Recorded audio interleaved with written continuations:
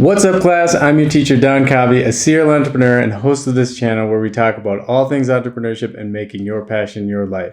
Today, we're going to talk about the #1 mistake when starting a small business with a partner.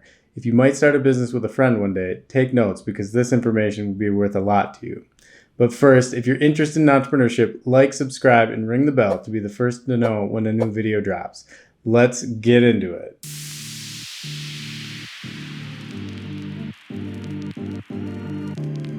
How many of you have talked to your friends about starting a business together? It's a common dream, and I myself have done it. Starting a business with a friend can be a great idea. You probably already get along well and know the ins and outs of each other's personalities, but there are a few pitfalls to be aware of. In the case of two friends starting a company together, how do you most split the ownership? It's natural to divide the companies equally, so each person has 50% of the company. But before you do this, ask yourself, who is putting in the time?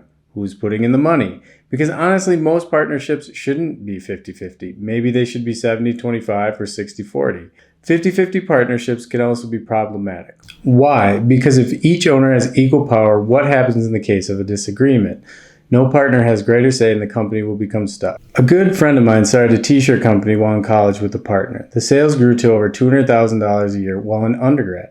The two owners were thrilled, and as graduation loomed, one partner accepted a high-paying engineering job, and the other partner wanted to grow the company.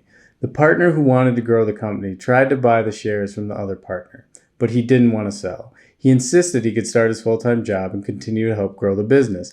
This is a great example of an impasse. Their 50-50 ownership model hit a roadblock.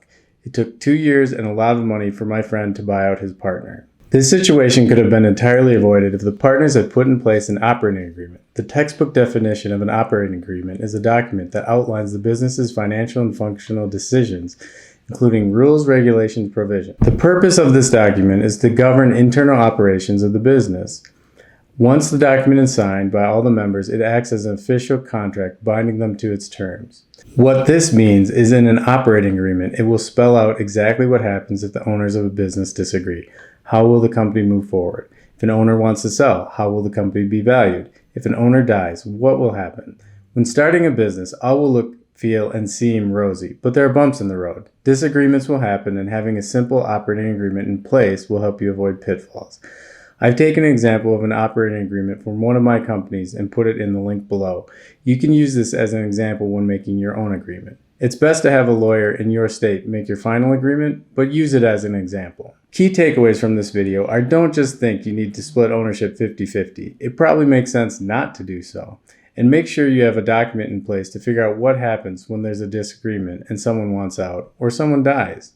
That's it for now. Get started on your plan and let's start making your passion your life. I'll see you in the next video. Ciao!